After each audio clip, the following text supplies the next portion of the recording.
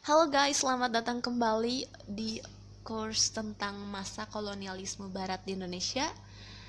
Kali ini kita udah sampai ke materi tentang kekuasaan Inggris di Indonesia.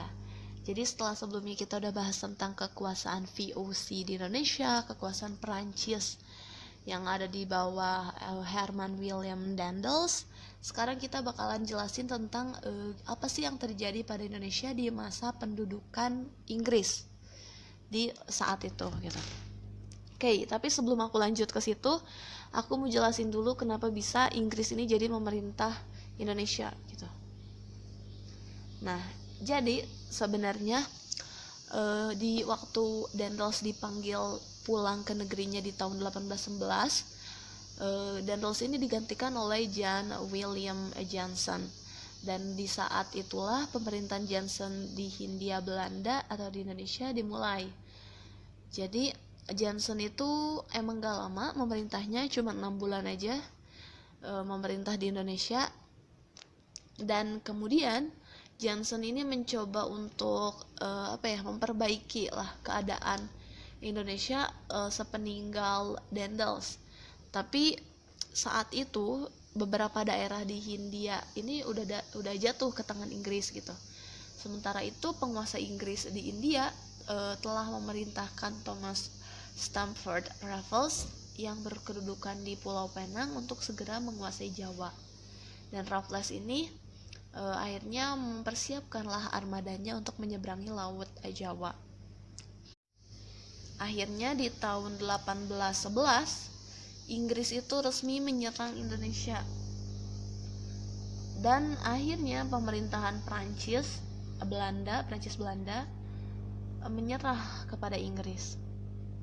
Dan akhirnya ditandatanganilah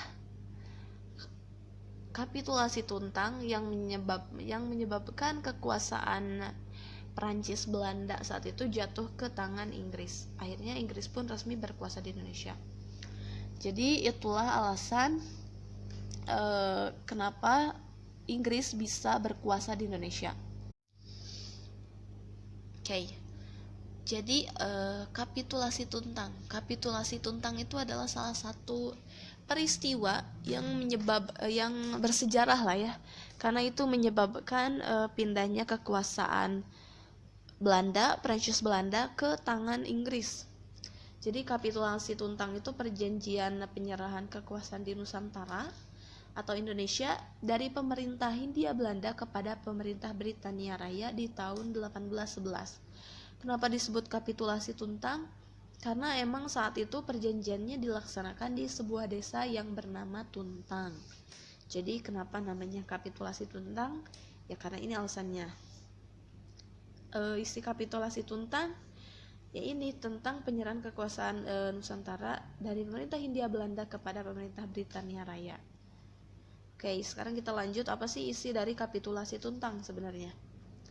Oke, jadi yang pertama, isi kapitulasi Tuntang itu membahas tentang kekuasaan Hindia Belanda. Jadi di sini disetujui kalau seluruh Jawa dan sekitarnya akan diserahkan kepada Inggris. Oke. Dan yang kedua itu semua tentara Belanda menjadi tawanan Inggris. Yang ketiga, semua pegawai Belanda yang mau bekerja sama dengan Inggris dapat memegang jabatannya terus. Dan yang keempat, semua hutang pemerintah Belanda yang dahulu bukan menjadi tanggung jawab Inggris. Dan sejak saat itu Indonesia dikuasai oleh Inggris resmi setelah ditandatanganinya kapitulasi Tuntang ini. Dan kapitulasi Tuntang ini ditandatangani oleh kapitulasi atau perjanjian Tuntang ini ditandatangani oleh Jenderal Laumuhti dari pihak Inggris, dan dari pihak Belandanya ditandatangani oleh Johnson. Jadi Johnson akhirnya menyerah kepada Jenderal Laumuhti. Oke, jadi ini dia isi dari perjanjian Tuntang yang menyebabkan pindahnya kekuasaan dari tangan Hindia Belanda kepada pemerintahan Britania Raya. Oke, dan sejak saat itu seperti yang aku bilang, kekuasaan di Indonesia resmi berpindah kepada Thomas Stamford Raffles. Jadi seminggu sebelum menandatangani kapitulasi Tuntang, sebenarnya Lord Minto ini sudah memerintahkan Thomas Stamford sebagai wakil gubernur atau lieutenant governor di Jawa dan bawahannya. Jadi di Bengkulu, Maluku, Bali, Sulawesi, dan Kalimantan Selatan. Tapi pada prakteknya, kenyataannya Raffles ini nggak cuma memerintah di daerah-daerah ini aja, melainkan hampir seluruh Indonesia.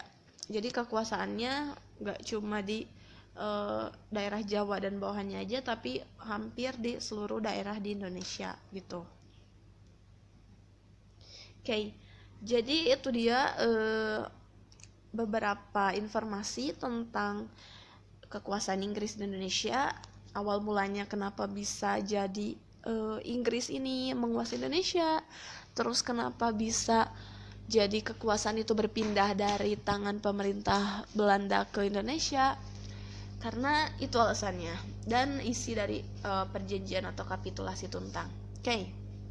Segitu dulu aja yang bisa aku jelasin tentang kekuasaan Inggris di Indonesia ini. But don't worry, karena di lesson berikutnya aku bakalan jelasin lebih banyak lagi tentang kebijakan-kebijakan yang ditetapkan oleh Raffles selama dia memerintah di Indonesia.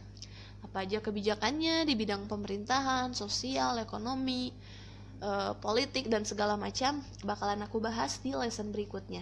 Jadi pastiin untuk tetap tonton videonya, pastiin untuk stay tune terus di channel ini, dan jangan lupa juga untuk share dan like video aku, dan jangan lupa juga untuk tonton selalu video-video aku, lesson-lesson aku berikutnya. Oke? Sampai jumpa di lesson berikutnya tentang kebijakan-kebijakan dari pemerintahan Inggris selama memerintah di Indonesia, dan sampai jumpa, bye.